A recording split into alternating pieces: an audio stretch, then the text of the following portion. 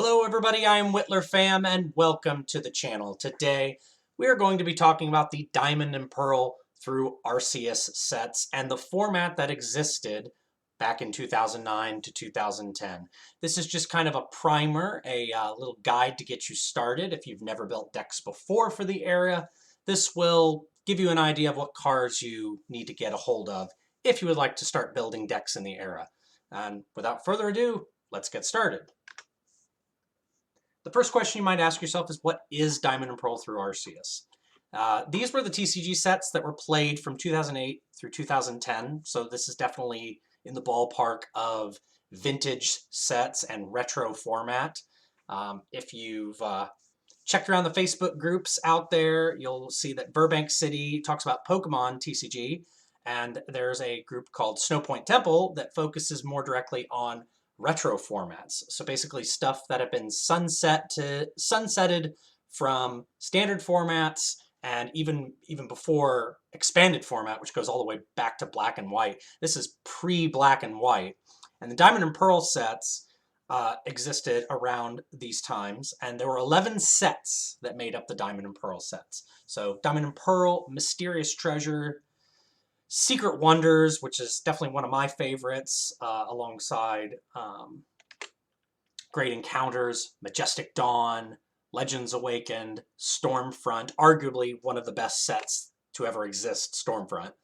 And then start of kind of like a mini block within a block, but still considered part of Diamond and Pearl, was the Platinum block with the following sets: Rising Rivals, Supreme Victors, and the final set, Arceus. One thing to note is that a lot of these retro formats typically are Worlds formats, but there are also people that like to play things like RS through PK, which would be Ruby Sapphire all the way up to Power Keepers, which is an entire block format. This is similar to that block format in vein of that it is an entire Diamond and Pearl block, but unlike that format, this is a format that did exist at one time, and this was during the Cities 09 period during the 2010 season. So it is a complete block format that has existed, and players do have deck lists from that era.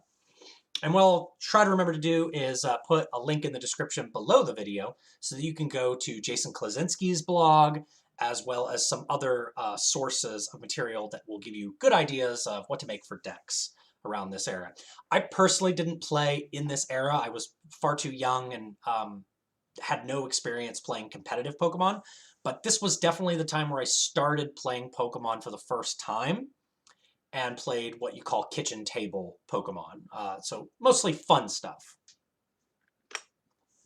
How to get started. There's this little set that popped up in the year 2021 you might have heard of called Pokemon Celebrations, celebrating the 25th anniversary.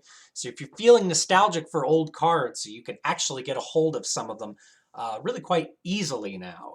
Cards like Claydol, Garchomp C Level X, and Luxray GL Level X. These cards were very difficult to get a hold of for a while, and were like far outpriced in an area where the typical player that just wants to pick up one deck would be scared away from prices such as these. Like, I believe Luxray, last time I checked, was sitting around $70, and there weren't that many. And that's another thing about this format. Some cards are scarce, so I don't think anyone's going to fault you if you want to proxy the cards in this era. So if you have a printer available or a local library that'll let you print color, it's great to print. You can go to the website Proxy Croak. I can put that in the description below the video as well. It's a great source for older cards that you can print that just look great, high quality. And of course, check out deck lists from Jay Klaczynski's blog, and there's a few other websites. There's PokeGym. We'll make sure we'll give them a highlight or two. But yes, Celebrations made getting these pieces a lot easier. And although not all of them were printed, I do have an inkling of... I feel like we're on the money when saying that Pokemon is paying attention to the collectors out there, as well as the nostalgic players out there that just want to see old cards reprinted. And if this is any indication, we're sure to see more cards from the past possibly make a comeback someday. So this is the biggest slide that we're going to be focusing on for a while. It's a lot of different Pokemon that if you're a new player, you're probably not going to be familiar with a lot of them. But I also have counts on some of these Pokemon, because if you plan on building just one deck, this is probably what you're going to want to have on hand to build several decks. The big three that you saw on the previous slide are right here, and these are some big ones. If you're going to play an Evolutions deck that needs a consistent draw engine, you should look no further than Claydol. With its Cosmic Power Poke Power. Once during your turn, you may choose up to 2 cards from your hand and put them at the bottom of your deck in any order. If you do, draw cards until you have 6 cards in your hand. That is literally insane compared to some of the draw power cards that we have in today's standard era, where we have big Vs and Vmaxes and a few single prize Pokemon support Pokemon like Shady Dealings, Drizzile, and Inteleon, or even the Octillery that searches out things. This is like closest I can compare this to is something like Octillery from the Breakthrough set, which was only a few years back, honestly. And this is similar to that in that you get to draw cards every turn, but this also potentially lets you never deck out of cards since you're always putting cards on the bottom of your deck. These cards are super easy to get a hold of thanks to celebrations. I believe they're like 50 cents a piece, so like get ready to start building. When it comes to the ball toys, however, in the format of Diamond and Pearl through Arceus, these are a little more scarce. There's only 2 that exist, and there's a Fighting type one and there's a Psychic type one. The Psychic type one is much cheaper to get a hold of, but still these cards are a little scarce, and so if you plan on building multiple decks, I highly recommend proxying. Whereas if you only plan on building one, a couple of these ball toy along with a couple Claydol is great. And I do recommend 3 for evolution decks, simply because it's such a consistent engine. It helps you build up stage 2s. This is a very stage 2 centered format, thanks to cards that exist in the trainer pool like Rare Candy and Broken Space Time. If you plan on building like big basics, or as the era called it, the SP Pokemon, if you plan on building that, then I recommend going down the line of Garchomp or Luxray, or both if you want to build the iconic Luxchomp deck.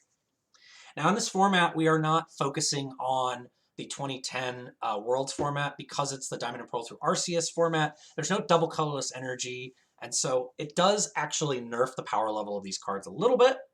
But it does also slow the game down and give other decks a chance to breathe. So they're not super overpowered. You can't just power up a Garchomp with one attachment. There are cards, however, in the SP card pool that do help it get along. That Garchomp C is not only a very powerful attacker with a 3-cost attack that can discard 2 cards, discard 2 energy from the Garchomp, and then you get to snipe something for 80 damage. That's super powerful. When we're just talking about the Claydol that has exactly 80 HP, that Garchomp can just prey on those evolutions decks that want to build up hand sizes and have a consistent draw engine. That Garchomp just preys on them. But of course, I think Luxray is the star of this format because of its bright look Poke Power that's built in. Once during your turn, when you put Luxray level X from your hand onto your active Luxray, you may switch to defending Pokemon with one of your opponent's bench Pokemon. And also that flash impact attack for a lightning and a colorless doing 60 is pretty good. Even though you do damage one of your Pokemon, you'll find that in an SP deck is not super relevant, especially if you're comboing Garchomp or you're playing special trainers that can heal those SP Pokemon. Surrounding these big superstar Pokemon that are the SPs up in the top left corner, you'll see that there's a Dialga G here, a Bronzong, and a Crobat. All of these can be in various counts. If you're playing like a item lock deck, I do think Dialga is very, very good. A deck that centers around Dialga and Garchomp is super, super solid, and those early turns of trainer locking and stadium locking are very powerful. But I think the Crobat and the Bronzong, this I do say one, but there are some decks where you could go ahead and just add a second Crobat if you want that extra reach of damage, because Crobat is essentially, for today's standard players, a Galarian Zigzagoon, where when you bench it, you get to put a damage counter on one of your opponent's Pokemon. But with the Bronzong, I think you only need one if you're going to play an SP deck, because of the Galactic Switch does allow you to move an energy attached to one of your Pokemon SP to another Pokemon. So it is specific. It does move from one SP to another Pokemon, but it doesn't have to move to another Pokemon SP. You can try to combo these Pokemon SP, these big basic style Pokemon, with evolution Pokemon. Not a lot of lists do that. I think like the outliers are pretty much Gyarados and Beedrill. They're pretty much stage 1 and stage 2 centered decks, but Luxray is a very good card to put with them because it gives you Gust. And then we get down here to the right side of the page and you see a lot of different Dark and Psychic Pokemon. These are pretty much support Pokemon. Sableye with Overeager is kind of niche, but if you open with them, you get to go first. The coin flip rules are very different at this time too, and I should probably establish that if you flip a coin and you win the coin flip, you automatically go first. You don't get to choose to go first, and whoever goes first can attack, but cannot play trainer, supporters, or stadiums on their first turn.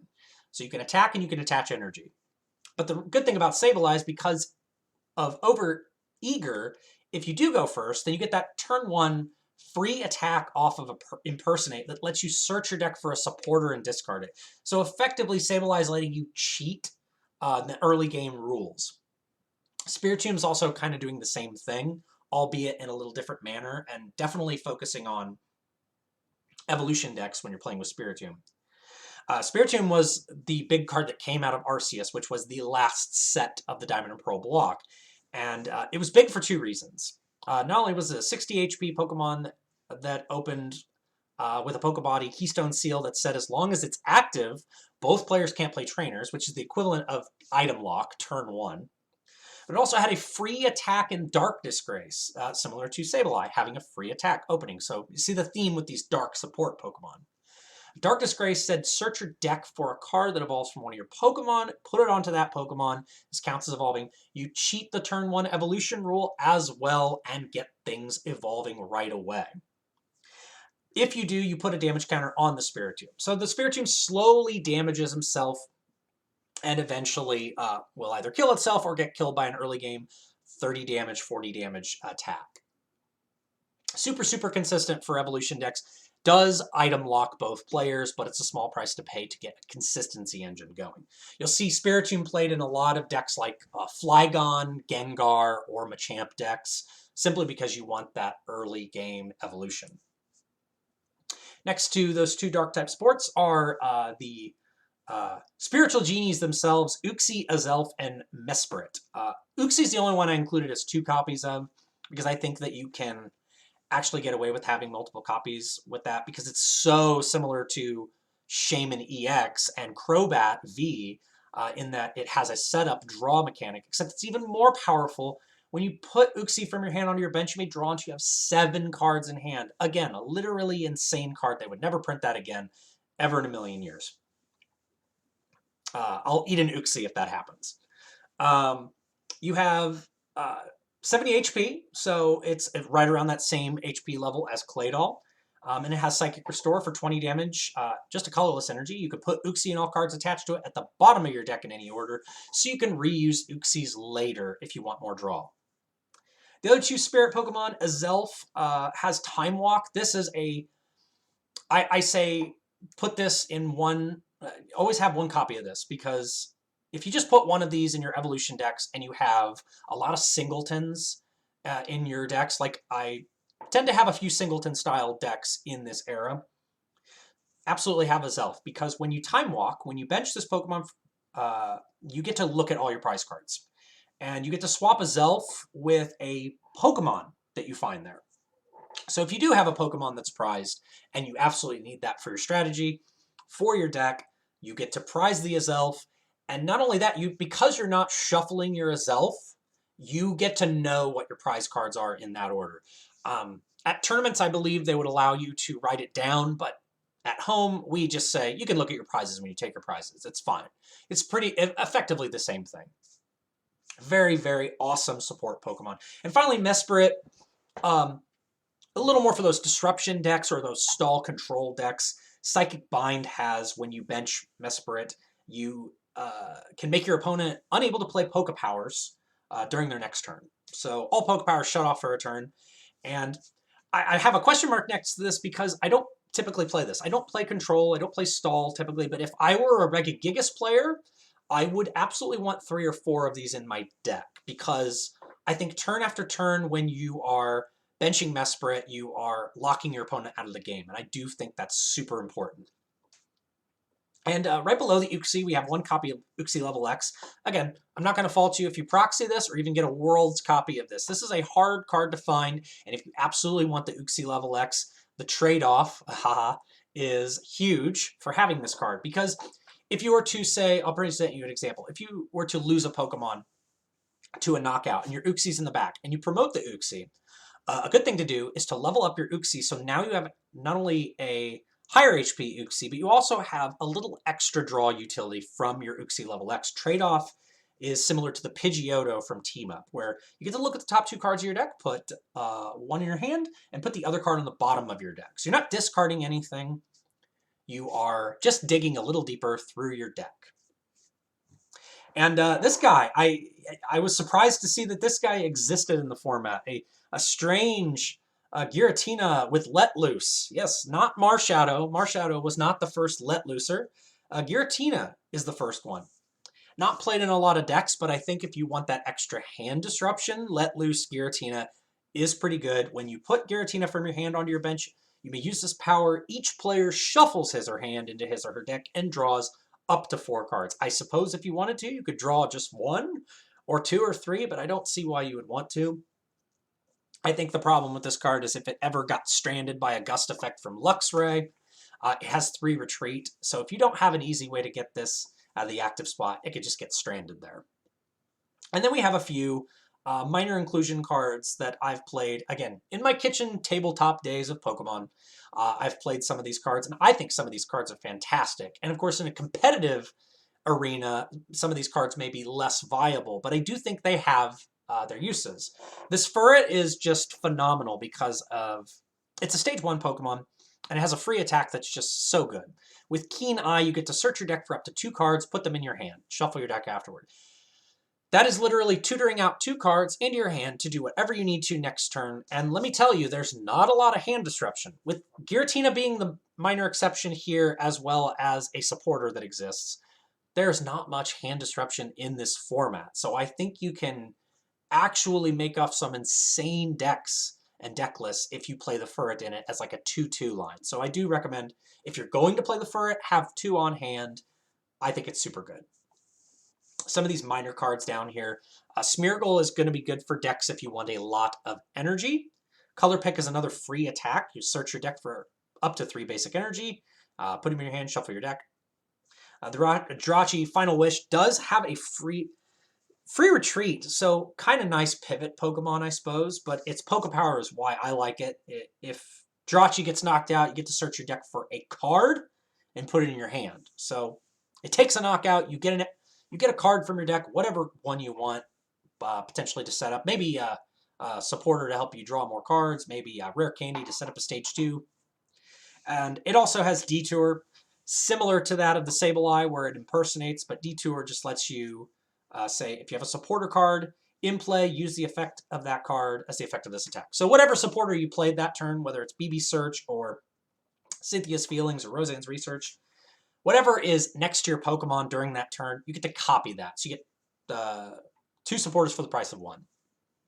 And then finally over here, Mewtwo Level X, kind of a tech card. So if you don't want to take damage from these big basic decks, what you do is you play Mewtwo and you play the Level X with the Pokebody, preventing all effects of attacks, including damage done to Pokemon by Pokemon that are not evolved. So can shut down certain decks, but can also be responded to, in a manner of speaking, if you're playing evolutions alongside your big basics. So if you're playing a basic deck, you do have to keep a lookout for Mewtwo. I would say the only one that doesn't have to worry about it much is Dialga, because Dialga does have a level X with a Pokebody that pretty much doesn't care about that Pokebody because it shuts it off. So that would be the exception to the rule. But generally speaking, if you don't have a counter to Mewtwo level X, you might want to be packing a counter to it. Over here on the left side, we have a couple unknowns as well. Unknown R, G, and Q are the ones that I thought were relevant enough. Q you'll find in a lot of decks because when you bench it, you can just turn it into a tool to attach to one of your Pokemon so that it has 1 less retreat cost. So pretty useful in certain situations. A lot of these support Pokemon you'll see, like Uxie and Spiritomb, have that 1 retreat cost, so instead of committing energy to it, committing an unknown would be nice. Guard is good if you want to prevent effects of attacks like paralysis or other disruptive effects. It's same as Unknown Q. It's a tool. When you bench it, you can just turn it into a tool. And then Unknown R is a little bit of digging power. If you bench it, you can choose to discard it and then draw an extra card. So little extra diggage for your deckage. And those are the Pokemon. Those are the counts I have with what you would want to build for a Stage 2 focus deck or an SP focus deck. You kind of cherry pick what you need, but these are the recommended cards, I would say, if you're just going to be building 1 or 2 of these decks. These are the trainers. I don't have counts for these because they're all over the place. And I will say that all the Pokeballs you see on the left side, nothing can compare to the power of Luxury Ball and Premier Ball. We do have various other balls in the format where Ball Guy would have a heyday if he was in there, but because he's not, you have things like Dusk Ball, Great Ball, Pokeball, and Quick Ball that are all like, they're fine. They're generally, in the sense, fine if you need a little extra search in your deck.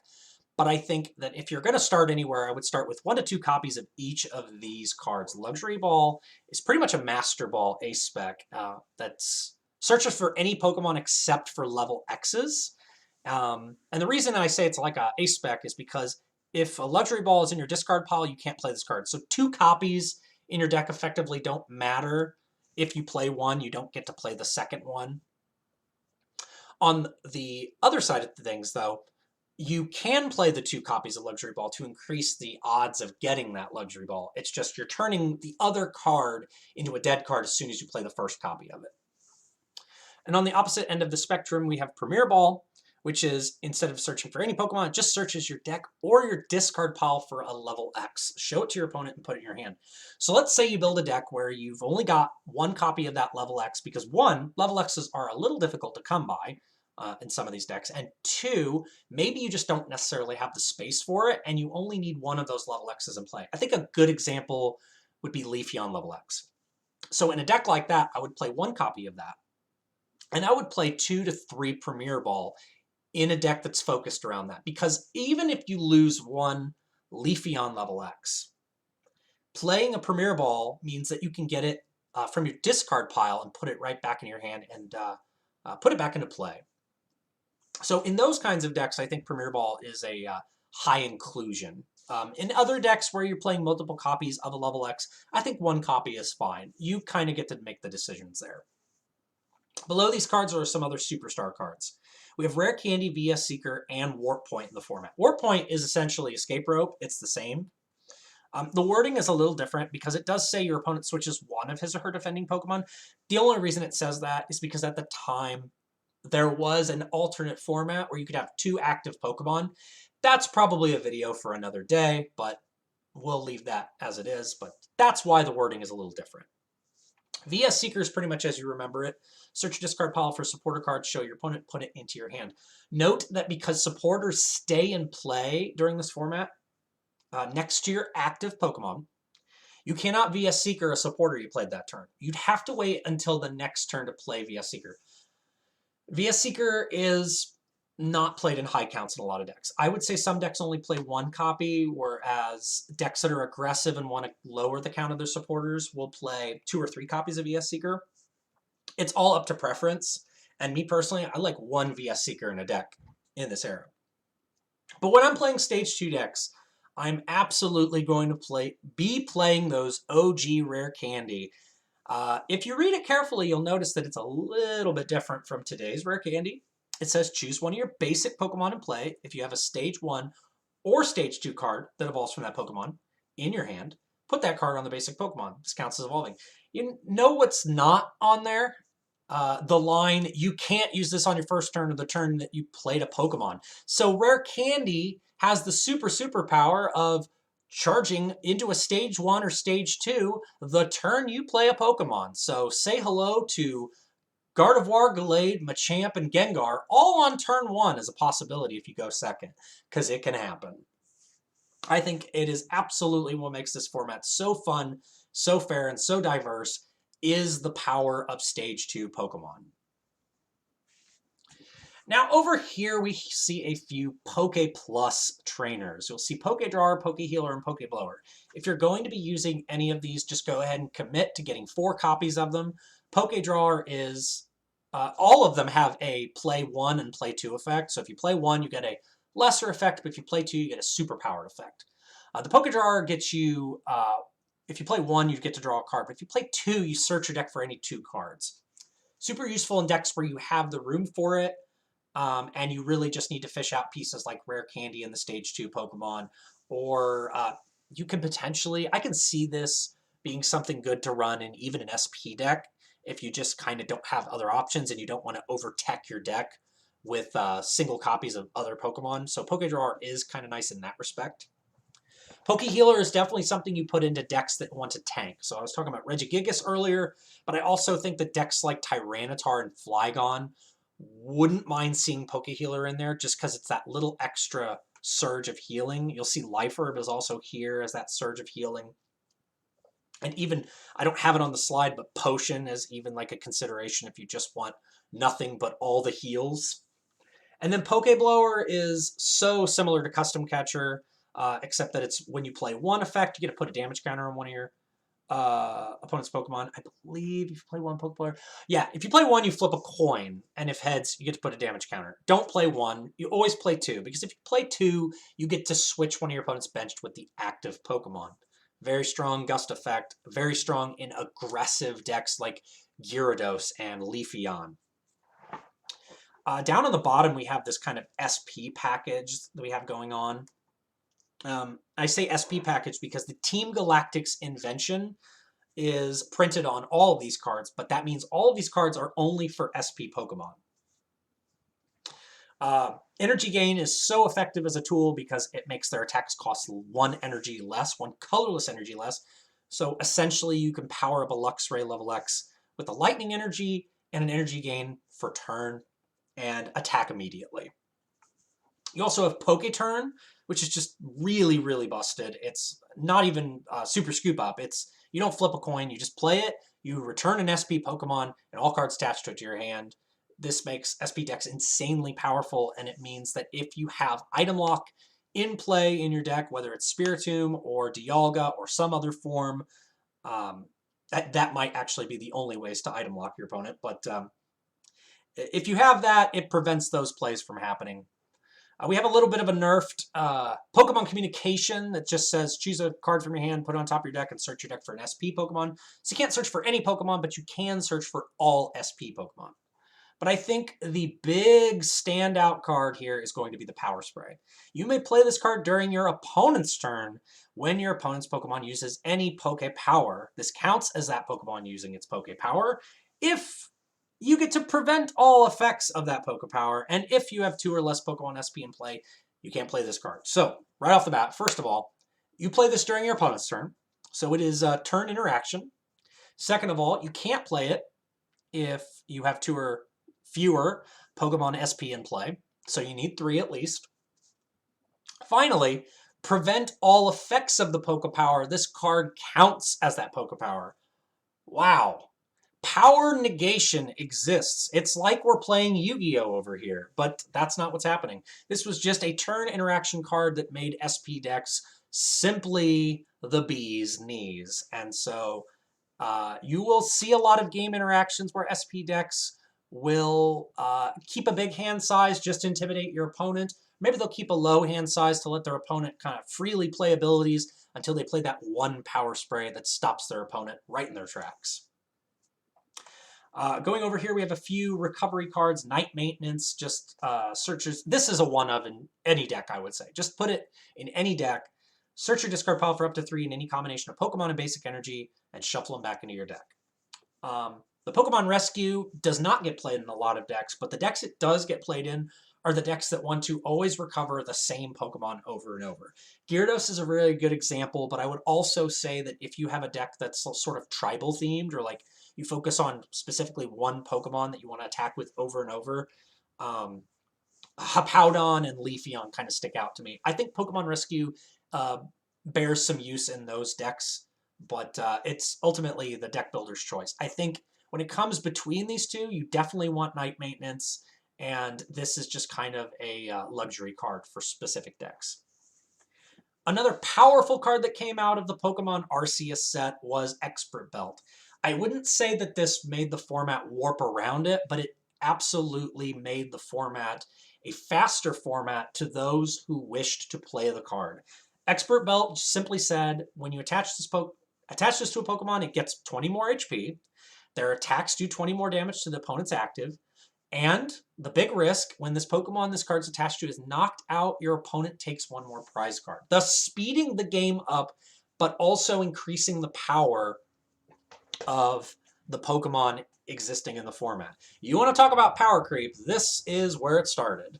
And I think the Pokemon designers knew what they were going with. I think they wanted to test the waters and see if people enjoyed this sort of mechanic, adding extra prizes to the ratio. But also speeding up the games. Because before Expert Belt, games were slow, and 6 prize games did take a while, but they were full-on Pokemon games, and they were great. Ironically, in the same set, a card that saw little to no play, I was very surprised to see this was the first printing of it, was Lucky Egg. When the Pokemon this card's attached to is knocked out, draw cards until you have 7 cards in hand. So, very, very good. If you weren't playing Cynthia's Feelings and you didn't want to shuffle your hand away, you could use Lucky Egg to draw a bunch of cards. But I do not see a lot of lists from that era playing the Lucky Egg. And same as Amulet Coin, although this is a personal favorite of mine, where in decks where I just want to draw through my deck a lot faster, I attach Amulet Coin to my active, and in between turn, or at the end of your turn, you get to draw a card. So I think personally that's really nice in decks like that. Again, personal preference. But if you're going to play any of these tools, I would grab like a couple of them just to test out in your decks. But Expert Belt's going to be the most impactful one, I think, because it's going to make or break some of your Pokemon. When it comes to damage threshold, the extra HP is super relevant at times. But that extra prize is also a big liability.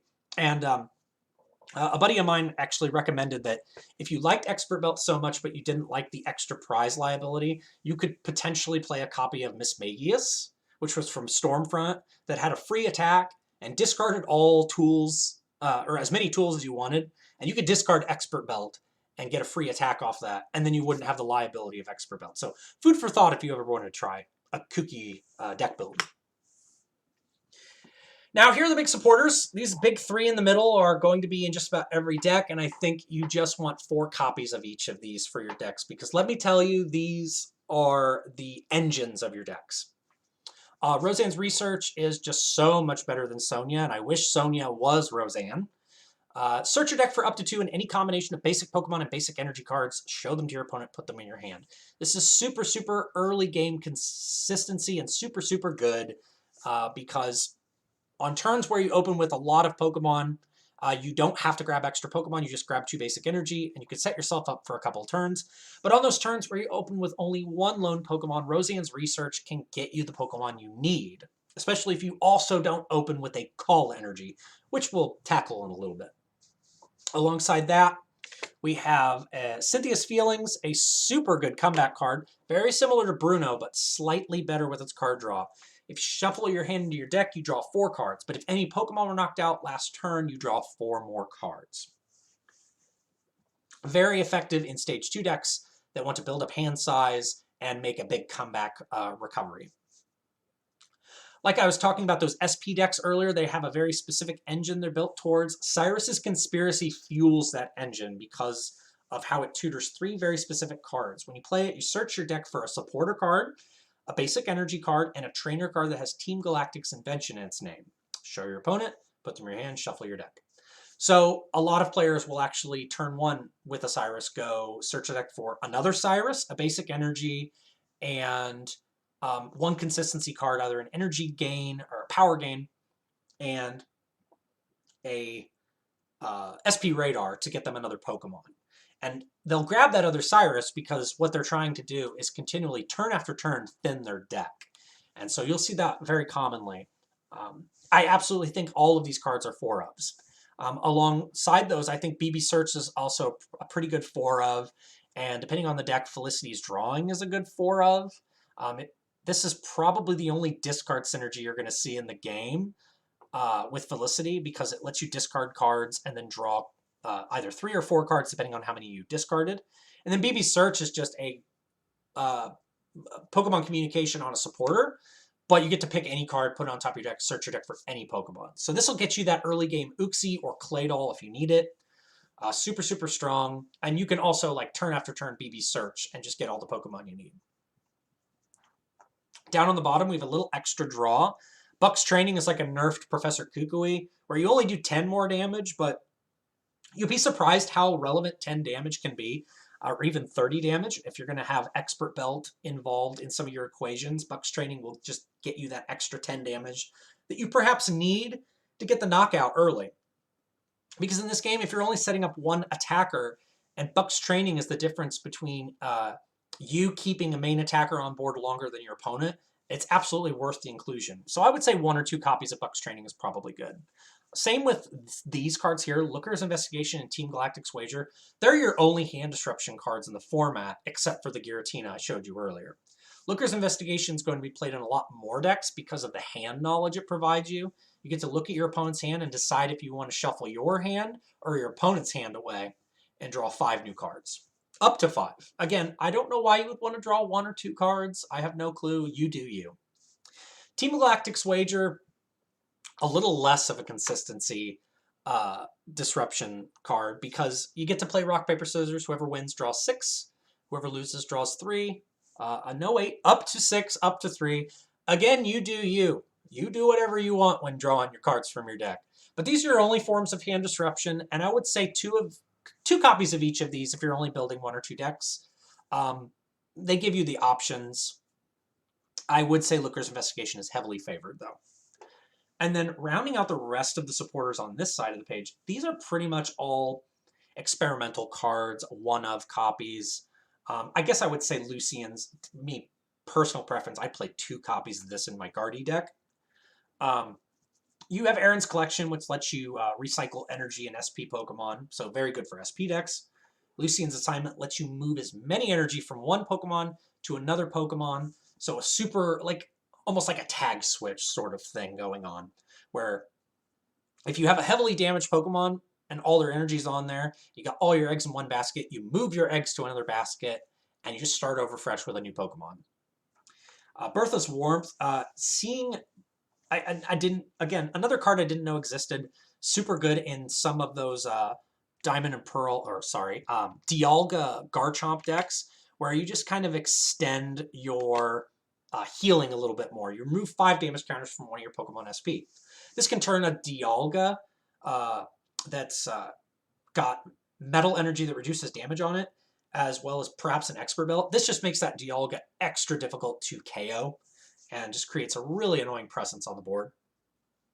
Palmer's Contribution, a little bit stronger than Night Maintenance, but I would still prefer Night Maintenance over this. It does search your discard pile for up to 5 Pokemon in basic energy instead of 3. So I think in something like Kingdra, you would want to see Palmer's Contribution because you're playing so much energy and so much Pokemon that you really do not want to run out of those cards. That's another personal preference card. I currently have none of these in my lists, but I could see a world where you want one of these on the side. And then Marley's Request, just for fun. Search your discard pile for 2 different trainer, supporter, stadium cards. Show them to your opponent, and your opponent chooses one of them, and you put that card in your hand and discard the other. Doesn't have any results as far as I've seen on deck lists, but I would say that this is probably something you might see in a control deck like Regigigas. And the reason I say that is because you can kind of give your opponent like 2 really bad decisions where they don't want to decide, but they ultimately have to decide which is going to be the more annoying presence for you. So like if Marley's Request makes your opponent choose between something like an Expert Belt or like a healing card or annoying healing card that you know your opponent just doesn't want to choose between, you can kind of create some headache situations for that. But majority of the time, this just isn't going to see play in a majority of the deck lists from this era. But yeah, those are the supporters. I like them all. I think there's a lot of variety with these too. On the stadiums, not as much variety with the stadiums, but whoo boy, have you ever seen a broken format with a card called that literally has the word broken in it. Broken Time Space, the OG Forest Giant Plants, didn't just work for grass Pokemon. Each player may evolve a Pokemon that he or she just played or evolved during that turn. So right out the floodgates of when Platinum came out, Stage 2 decks just became a massive hit. That means Kingdras could come into play immediately. That means Machamps and Gardevoirs and Gallades and Gengars. Broken Time Space just made it so good. Now, consequently, you play that Broken Time Space and you know you're in a matchup against another Stage 2 deck.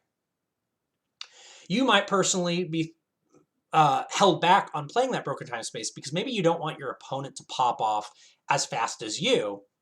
So the alternative to Broken Time Space was Spiritomb. So in a lot more slower to build up decks, Spiritomb became the inclusion, but Broken Time Space still is the preferred choice for those speed-based decks. Even some Stage 1 decks probably want to see Broken Time Space. I'm looking at you, Gyarados, and I'm looking at you, Leafeon and Leafeon Level X. Now note this is evolutions. A Level X's, it is important to note that level X's are level up cards, they're not evolutions. So you cannot level up the turn you put a Pokemon in play. That's still very good. And remember also, level up cards only go onto your active Pokemon. So important distinction. There are not a lot of different stadiums to choose from because this is such a big one for these Stage 2 decks. But you do have a few other options on the right side that are very type and deck specific. Stadiums like Snowpoint Temple is very good for SP decks. Conductive Quarry is good for lightning and metal decks. Moonlight Stadium, great for Gardevoir decks and Gengar decks, those psychic and dark decks that want that free retreat. And Stark Mountain is played in Hippowdon, as well as a few other fighting and fire decks that you might see, where you just want to move an energy from one. Yeah, choose fire fighting energy attached to one of your Pokemon, move it to one of your fire or fighting Pokemon. I could see this played in decks like Charizard or Hippowdon. Both those decks probably want to see this stadium. Galactic HQ. I do actually like this. I've recently pulled this out of my bulk and saw that there's some potential here for decks that want a little extra damage counters on board. So I've actually put it into my Dusknoir list because it's so concerned with getting damage counters out there no matter what deck you're playing against. So like that little extra damage on board is all worth it. Even damage on your board, because the Dusknoir eventually is going to sacrifice itself so you can get the level X into play as a stadium that essentially spreads damage counters indefinitely. So some of these stadiums, when you're in specific matchups against certain decks, you will face a stadium, you'll face a deck that doesn't have a counter stadium. So if a stadium sticks, it sticks hard, and it really creates a painful time for your opponent. And lastly, I got Speed Stadium down here. It's one of the original stadiums from the first Diamond and Pearl set. Once during each player's turn, the player may flip a coin until he or she gets tails. For each head, you draw a card. Little extra draw reach. Like you'll notice I just really like some of those cards that let you cheat extra draws turn after turn. And this is just one of those cards that falls into that category. Onto the energy. These are some bonkers energy that exists in the format. Again, two really big ones, but I can't undersell call energy enough. But what I can tell you is that I can oversell it because it is costly. If you want actual copies of call energy, especially reverse holo, bust out the wallets. These are not easy to find, and they are high price, high dollar on TCG Player and other marketplaces. And what I will say is, even if you want to go for the World's Championship copies of these cards, you're still going to be paying a pretty penny because they're just so effective and so powerful. For a colorless energy, even on turn 1, you get to use this effect to search your deck for up to 2 basic Pokemon, put them on your bench, and if you do, you shuffle your deck and your turn ends. Think of the call energy as a like an additional attack you're granting the Pokemon that you're attaching it to. You get value out of that too because it pays for attacks later. So like such good value out of one card. I hate telling you that this is a 4 of or even a 3 of to get because it's going to cost you. But don't feel bad if you have to proxy it and you just want to play for fun. But please get yourself 3 or 4 call energy. They're so good. They're so effective in Diamond and Pearl era decks. They're just so good. Stage 2 decks, on the other hand, or even a few, I would say Lux Chomp could still use this card as well. Upper Energy provides 1 colorless, and if you're behind on prize cards, it provides 2 colorless. So I believe this was Rising Rivals. This came out. This was still before double colorless energy got reintroduced to the format. Why they printed both cards so close to each other, I will have no understanding why they did this, but the thing that I find super fair about the Diamond and Pearl through Arceus format is that upper energy exists and DCE does not exist. Because you have to earn this. You have to be behind on prizes to use this, and if you get ahead on prizes, you don't get the benefit of this, but still a very all-star card. Every other special energy you see on here is very niche and depends on the deck you want to put it in. If you're playing a dark deck, absolutely play darkness energy. If you're playing a metal deck, absolutely play the special metal energy. Rainbow energy, it really depends on what kind of deck you want to put it into. I find that rainbow energy is really, really cool in decks like Dusk Noir, where you're also using other type attackers in your deck, so that way you don't have to include the basic energy. Cyclone and Warp energy both have great effects. Cyclone gets you a gust. Let's see, switch one of your defending Pokemon with one of your opponent's benched Pokemon, but your opponent chooses.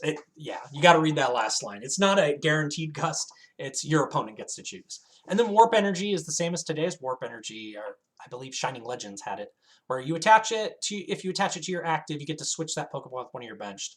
Warp Energy is always just one of those tough situations where it's like, yeah, I want the energy on my active, but I also, if I do that, I have to switch. So if you have switch or warp point, then it's an extra energy for turn. And you can also reset effects on your Pokemon. So that's kind of cool. And then you have the alternate rainbow energies on the right side. We have multi-energy, which just provides any type of energy as long as there's no other special energy attached to the Pokemon it's attached to. And then SP energy is every color on an SP Pokemon. Yeah, these are the big 2 you want, and then everything else you can have like 1 or 2 copies. If you're playing a dark deck like Tyranitar, go ahead and get 4 copies. And if you're playing a metal deck with Dialga Chomp, or just Dialga, or some other metal variant, maybe you're playing Metagross, have 4 copies of this as well. So, I told you about some of the Pokemon with powers. I told you about Power Spray. I've told you about the SP engines. And now I'm going to tell you about how I can activate my trap card. So Power Spray mind games, they will happen in this format. Your opponent's playing an SP deck, so anticipate that they're playing Power Spray. If you have a powerful card in your hand like Uxie, you might want to think twice before setting it up for like a big draw, because maybe your opponent's just going to cancel it and you're going to be left in the dust with nothing. In situations where you have an Uxie and a Claydol in play, it's a little safer because then you could just overextend a little bit. Play the Uxie, maybe you get punished for benching the Uxie and you go, that's fine, I'll just bottom deck a few cards and I'll use Claydol's draw ability to still draw a few cards. Not as many as you would like with the Uxie, of course. But Power Spray is not the only interactive card during your opponent's turn. We also have a few cards over here like Alakazam from Mysterious Treasures. Has power cancel. It's a power that you can only use during your opponent's turn when your opponent's Pokemon uses a Poke Power. So you may discard 2 cards from your hand and prevent all effects. So you only get to do it once, but if you have the cards in your hand to do such a thing, you may power cancel your opponent's setup.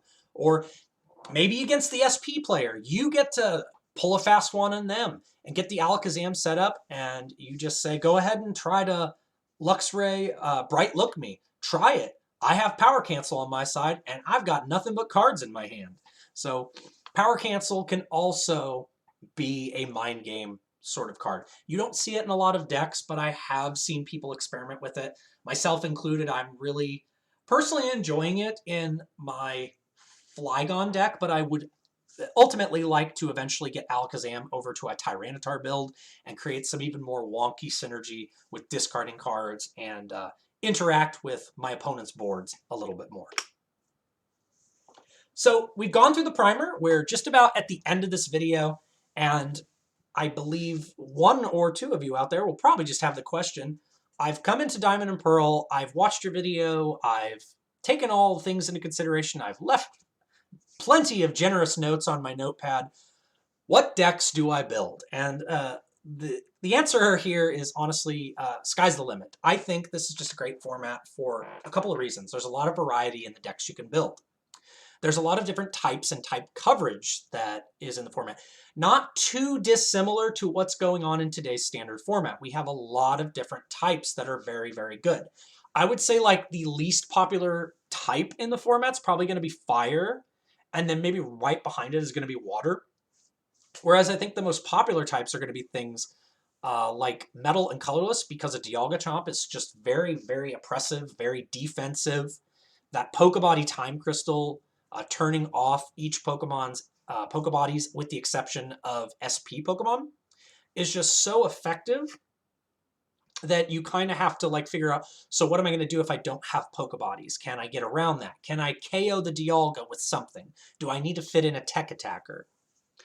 The other really popular type in the format is Psychic, and throughout the entirety of the Diamond and Pearl format, nothing has been as oppressive, quite as oppressive as Plox, just kind of a nickname for Psychic Lock or Guardy Gallade or GG. Whatever you want to name or nickname that deck, it has been a very oppressive deck, not only because Gardevoir has access to Telepass, which just lets you search your opponent's discard pile for a supporter and use the effect of that card as the effect of this power. So giving your opponent, or you if you're the Gardevoir player, another supporter for turn is just very crazy. And Psychic Lock for 60 just shuts off Poke Powers. So you see there's a few locking abilities here and there and everywhere with the Pokebody Time Crystal, with the Psychic Lock, with the Mispirit that can lock abilities when you bench it. So it ultimately comes down to what your playing style preference is. So what I've done here is I've put some of the decks next to each other in order from left to right, top to bottom. And these first two decks, I would say, are either in the ballpark of stall or slow tanking strategies. I think Leafeon falls a little more in the ramp strategy, but because of the way Leafeon's HP can get out of control and the healing can get out of control, I think that both Dialga, Garchomp, and this Leafeon level X deck could be categorized as very tanky builds that also offer like a mid-range sort of specialty to them with some fierce attacks eventually in the late game. Because Dialga has the defense, Garchomp has the offense, and Leafeon, well, has both. Thanks to its energy forcing, you can cheat an extra energy from your hand one of your Pokemon every turn, so Leafeon level X can get out of control really fast as a nice, speedy Stage 1 deck. Gardevoir and Gallade and Tyranitar Flygon. Both of these are pretty much Stage 2 setup decks that create a mid-game that also sometimes lock your opponent out of powers or pretty much just overwhelm your opponent with sheer amounts of damage, or in Flygon's case, sheer amounts of card discarding. Top deck discarding, mill, as we say.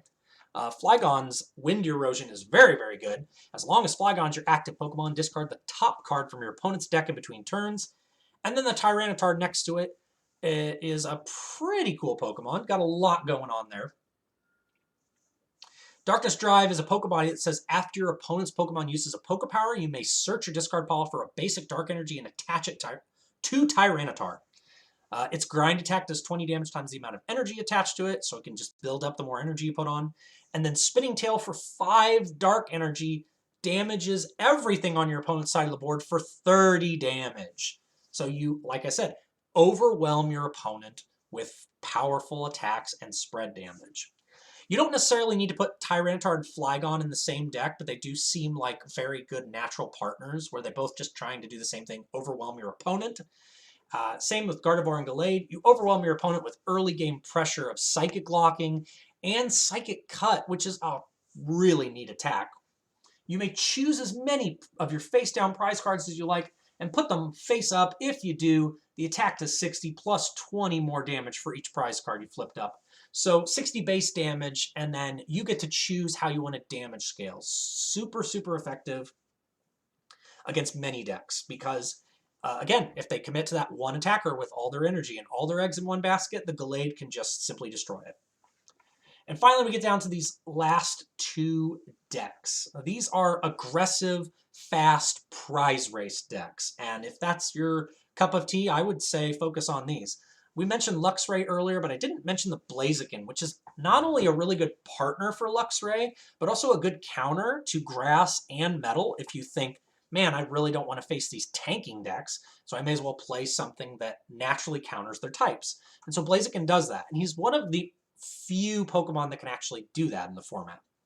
It does have a cool Pokebody where any damage done by attacks to a burned Pokemon is increased by 40, so the Blaziken underneath it has a attack that burns your opponent's Pokemon.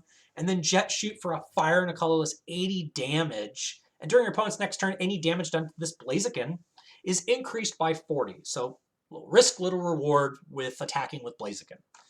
And then finally, you get to Gyarados here. This Gyarados is one of the wacky decks. You'll have to definitely find a deck list for Gyarados because I call it Gia Rush, because you're just trying to rush through your deck, get as many Magikarp into the discard pile as possible, with the exception of one that you're going to use to evolve into a Gyarados, and then you attack for no damage and do 30 damage for each Magikarp in your discard pile. Plus, you're going to be boosting that damage with the Crobat's Flash Bite and things like Plus Power and things like Expert Belt. So this kind of gives you an idea of what the metagame is like. It's super varied. The decks go all over the place. I could go on and talk about other favorite decks like Dusknoir and Hippowdon and just a variety of decks. Don't even get me started on Kingdra. Kingdra is so cool. And that's it. That's a wrap. I hope I got you some ideas. I really hope you enjoy this. I'm coincidentally timing this around the same time that Celio's network is posting some Diamond and Pearl through Arceus format. We're definitely trying to make a push for showing people that there's a lot of fun in this format, a lot of variety, and a lot of decks you can build. And I hope we got you invigorated, and you'll find a deck that calls to you. Let me know what you think. Do you like this format? Do you want to see other formats talked about in the future? I certainly do love retro format and talking about Pokemon and talking at a webcam, into a microphone, into the internet, into the endless void of talking about all things Pokemon. So let me know what you guys and gals think. Let me know. I'll see you in another video in the future.